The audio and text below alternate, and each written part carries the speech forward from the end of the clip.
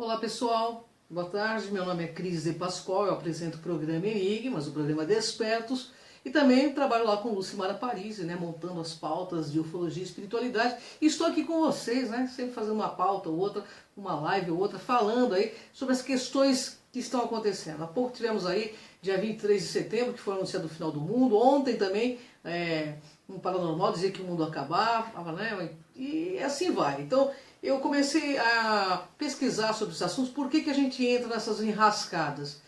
E a pergunta aqui é o seguinte: em qual torre de Babel você está? Eu questiono, que cada um tem seu Deus, um deusinho particular, não é mesmo? Você não tem um deusinho particular? Estamos vivendo uma verdadeira torre de Babel religiosa, Cada um fala uma língua e quase ninguém se entende. A questão é, você mora nessa energia chamada Deus, ou ela habita em você? No meu entendimento, de 30 anos de pesquisa, Deus não é religião, é relação. É por meio das nossas inter-relações que a gente vai estar plugado ou não nessa energética. Eu também não quero criticar aqui religião alguma ou ofender quem crê em algo. Mas sim, pessoal, questionar qualquer pessoa ou coisa que pode ser objeto real de adoração. Mas mais do que objeto de adoração, o que intriga mesmo é a constituição de tantas igrejas atualmente. Por mais absurdo aí que seja uma ideia, como isso é possível, Bom, como eu disse, essa live não é sobre questionar Deus ou fé, é sobre a criação das seitas, das religiões, algo que é muito mais humano aí do que divino, e que sempre há confusão entre o que é do homem e o que é do divino. Então vamos ver como que eles criam essa religião. É muito simples. Eu vou abrir o jogo como eles fazem para levar você aí a ser um seguidor fanático de seitas religiosas. Então fica atento. São etapas comuns e todas elas demonstrariam um padrão, não apenas de comportamento na sua criação, como também na mentalidade aí dos seus seguidores. Lembrando aí que quem segue sempre se perde, precisamos ter lucidez para compreender esse processo. Bom, primeiro passo. Essas pessoas que resolvem montar uma seita religiosa, escolhem aí uma ideia poderosa, quase megalomaníaca e de difícil acesso ao público leigo. Pessoal, vamos entender o seguinte: pessoas costumam ser motivadas por idealizações. Dificilmente uma pessoa entregaria sua vida por algo que não tivesse uma expressividade em especial ou soasse meio que grandioso. Provavelmente as pessoas gastariam seu dinheiro com o carro do ano ou investiriam seu tempo numa viagem de sonhos, não é mesmo? Então, o pensamento aí da seita precisa despertar um anseio maior, profundo, a felicidade eterna, a paz de espírito, a busca do paraíso. E o que eles fazem então? Primeiro, eles elegem um inimigo em comum. A mente humana, no funcionamento mais básico e primitivo, opera sobre os influxos do sistema cerebral reptiliano, que rastreia potencialmente os perigos, a integridade física e psicológica do sistema aí como um todo. Esse sistema só reconhece, pessoal, presta bem atenção, esse sistema que todos nós temos só reconhece inimigos e aliados. Não há meio termo.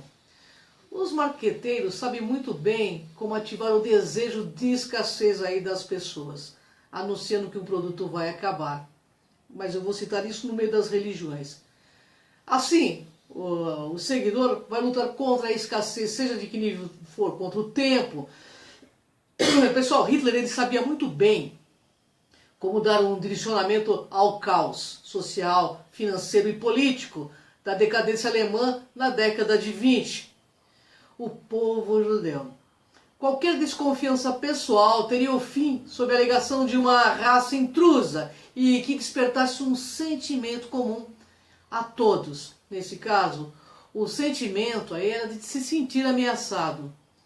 Isso redirecionou, né,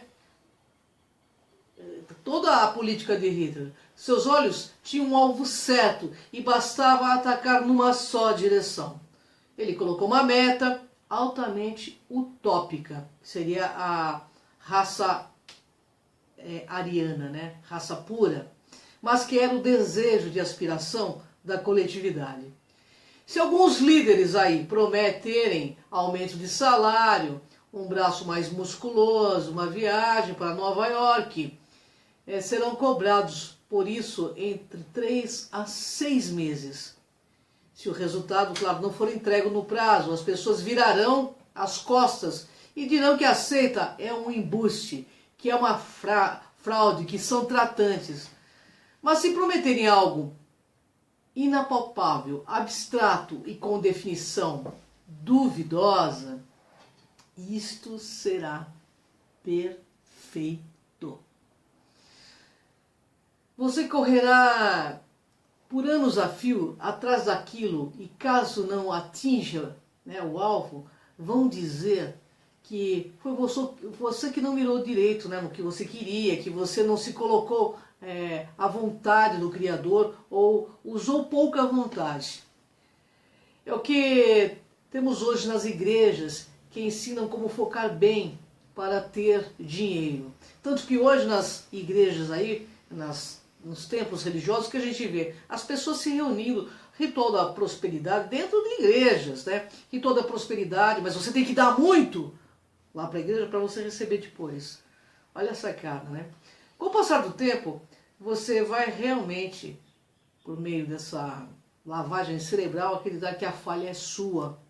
Afinal, sua autoestima estará balançada e seu sentimento de culpa dominará as suas próximas ações. Olha que chato. Prato cheio aí para criar uma nova meta dentro da grande meta. Criou assim uma comunidade em torno dessa ideia. Uma pessoa que tem razoável bom senso sabe direcionar sua vida com ações ponderadas e com relativo controle para manter o corpo saudável, finanças em ordem e vida familiar decente. Ela entenderá que parte dos desajustes naturais tem uma causalidade, né, conhecida. Afinal, terremotos, maremotos fazem parte do planeta Terra. E quando elas estão com problemas financeiros, uma pessoa que tem bom senso sabe que gastou demais, que não utilizou o bom senso em alguns locais. E quando tem problemas com os filhos, também vai perceber que às vezes foi por pouca atenção ou por muita atenção, ou exagerou, né, nos presentes, né? Qualquer mudança, pessoal, vai passar por reorientar a sua vontade, ainda que sofridamente naquela direção aí original. Outras pessoas aí costumam atribuir os seus problemas a causas que estão além do seu controle, que vão desde o caos emocional ao caos político, magias feitas, ou porque o demônio, o vilão assim o quer. Essas pessoas, pessoal, são muito vulneráveis a promessas espetaculares, pois são alimentadas pelo imediatismo, pelo desejo de resultado em curto prazo e, de preferência, sem esforço nenhum, né? Juntos, no mesmo lugar, várias pessoas que pensam assim terá uma bela amostragem do que é o caos. Todas elas estão alimentando as ilusões umas das outras. Afinal, se o dono da seita, da igreja, desencorajar os sonhos dos outros, é o dele, da instituição criada, que estará em risco. A lógica é que os adeptos não querem naufragar, então vão remar bem forte para que os outros alcancem aí os seus objetivos. Assim usam métodos de controle, como hipnose, né, dentro dessas comunidades que regulam a integridade física, psicológica ou moral aí dos seus participantes e os diferenciem do inimigo comum. Geralmente aí, pessoal, esses métodos se apresentam na forma aí também de livros reveladores, textos sagrados. Bem, na prática isso pode tomar formatos mais humilhantes, como testemunhos com exposições de fragilidades pessoais, coerções em relação a comportamentos inapropriados e até a entrega de bens materiais, como é o que estamos vendo na atualidade, né? Essa etapa é especificamente importante aí para diluir a identidade do seguidor na mentalidade da seita. E tal identidade não existe mais como vontade pessoal, mas como parte de um grupo. É dessa forma que muitos se despedem do senso crítico e do seu livre poder de escolha. Pense em termos aí de futebol. Vou dar um exemplo.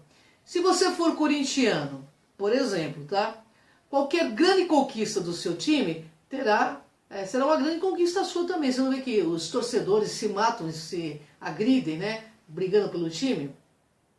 Porque isso é um mecanismo natural de associação de imagens que as pessoas fazem do nosso cérebro. Os nossos gostos definem quem somos. E olha só, quando os nossos artistas favoritos eles ganham o Oscar, sentimos como se também fôssemos premiados.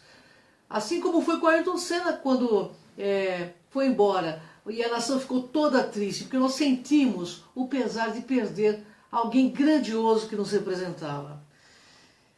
Ser uma pessoa aí diferenciada entre as outras é o que alimenta o mercado do consumo do luxo, por exemplo. E é onde também as pessoas parecem que viram meio que um outdoor dessas marcas, né? Ali não existe uma pessoa comum nesse mercado do luxo.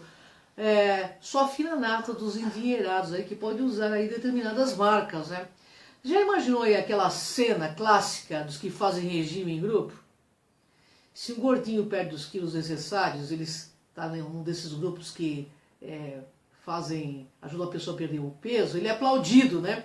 Se ganha peso, surge um silêncio assim de imediato, como se fosse uma reprovação. Uma coisa velada, até que meio devastadora. Eu mesmo já fiz nesses grupos. E ninguém quer ficar perto do gordinho aí que não se esforçou, né? Bem, o mesmo acontece aí numa seita, quando o fiel seguidor não realizou ou obedeceu o comando do líder em questão. Surge uma reprovação ao qual ninguém quer se submeter. Assim, eles inventam eventos catastróficos contra o qual todos devem estar preparados. Por exemplo, o fim do mundo aqui, né, que ia acontecer em setembro, agora diz que vai ser em outubro, né? O sentimento de que algo vai acabar faz aumentar o desejo por aquilo, por aquele grupo. Afinal, a ideia de fim ou de escassez valoriza o produto por eles anunciado e vendido de forma religiosa aos seus adeptos. E quanto mais ameaçador for o evento, mais intenso o treinamento e maior será o nível de sacrifício a ser realizado pelo seguidor. Olha, pessoal, o aguardo da ameaça cria na mente das pessoas um sentimento de coletividade associada com urgência e fragilidade. E isso, pessoal, também diminui o valor que as pessoas têm e faz aumentar o poder do líder, né, daquela seita religiosa. Ou seja, o poder é a doação que o seguidor faz, né, que é sempre... Pois ele conhece o método para apaziguar as sequelas do problema, né?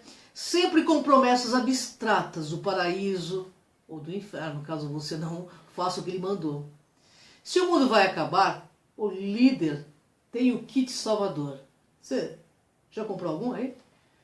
Se é o juízo final, ele tem um acordo especial para preservar os seus prediletos, a fim de que o grupo que está sob sua guarda seja poupado de toda catástrofe e conjuros negativos.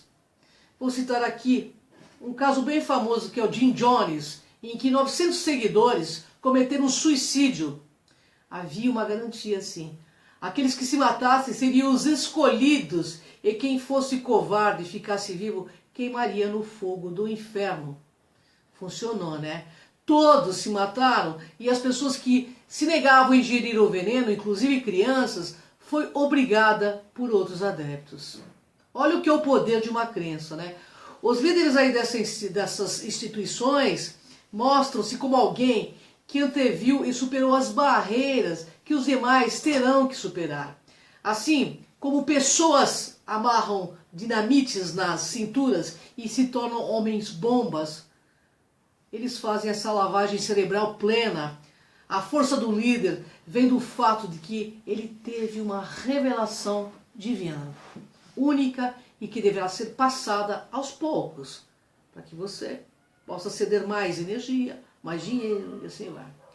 O argumento, pessoal, é que nem todos estão preparados para o tamanho do impacto de tudo aquilo que vem pela frente. Ou seja, o líder teve a visão de algo especial que lhe otorgou uma autoridade suprema. Um teste de como decifrar algo, uma provação física, um dilema moral e até fenômenos inimagináveis. Vale tudo, tudo nesse meio de charlatanismo. Aquilo é repetido a exaustão pelos seguidores, raras vezes pelo líder, afinal ele não pode se autoproclamar o enviado. Os privilegiados serão aqueles que fazem um sacrifício maior que os demais para receber os ensinamentos da própria fonte superior. E o lance, pessoal, é tão sério, que uma tribo Zulu da África, o sacerdote Credo Mútua, que fala aí dos reptilianos, quando quis uma informação maior sobre os chitauris, ele teve que comer a mão de um cadáver, como ele mesmo diz em seu documentário, para ele ter as informações sobre como são esses seres e como eles agem, sobre os chitauris e os greys. Essa mentalidade de informação secreta já foi utilizada pela realeza e até hoje é utilizada pelos partidos políticos ou empresas também. Informações privilegiadas, pessoal, custa bem caro. Além disso, você cria uma pirâmide de interesse que estão na base, né? Querem subir um pouco, os que subiram um pouco mais também, até chegar a ser um líder. Os imediatos, se forem corajosos e espertos e sacarem qual é a brincadeira, criam sua própria seita. É por isso que hoje em dia você vê aí em cada quarteirão várias religiões. Até Skydiver, né? Seita do poderoso Skydiver, que, sabe, umas coisas assim loucas. É só a gente ver esse número imenso de religiões e templos que têm aí as suas denominações exclusivas, né? Por isso eles sempre acham importante ter também uma hierarquia de sublíderes, o que fará com que os seguidores comum desejam subir na carreira espiritual com mais afinco e cedendo tudo de si. O ponto é que essa forma usada pelas seitas, religiões, partidos políticos, times de futebol, empresas, né? E pasmem, até a sua família utiliza de forma inconsciente, obviamente, é um modelo generalizado que se difundiu e que funcionou porque é baseado nos sentimentos de culpa, medo, mérito e sacrifício. Enquanto nós vivemos baseado nesse paradigma, pessoal, será difícil alcançar uma visão alternativa e multidimensional desse funcionamento social. Democracia legítima é co-construção de ideias, né, que façam avançar de verdade. São coisas trabalhosas, elas não são fáceis.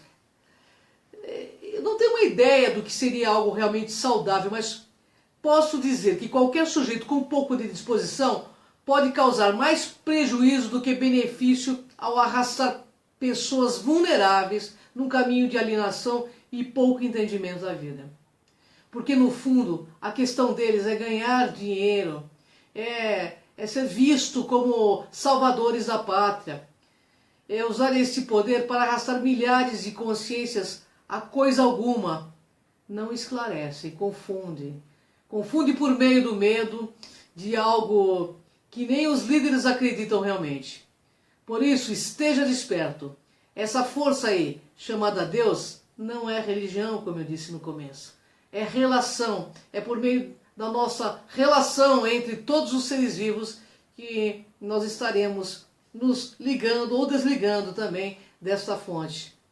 Não acredite, questione, pesquise e torne-se um pesquisador da sua vida.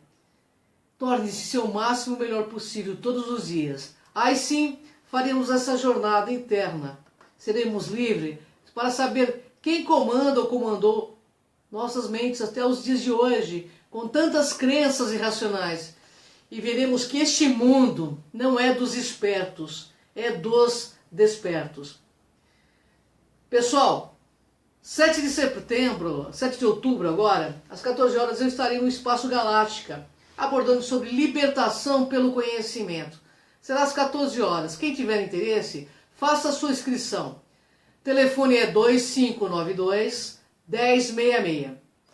Se você curtiu essa live, Catiúcia, se você curtiu essa live, compartilhe e entre no meu canal Crono TV aí no YouTube. Gratidão, pessoal. Até a próxima live. Gratidão a Catiúcia que esteve atenta a todo esse momento também. Gratidão, pessoal.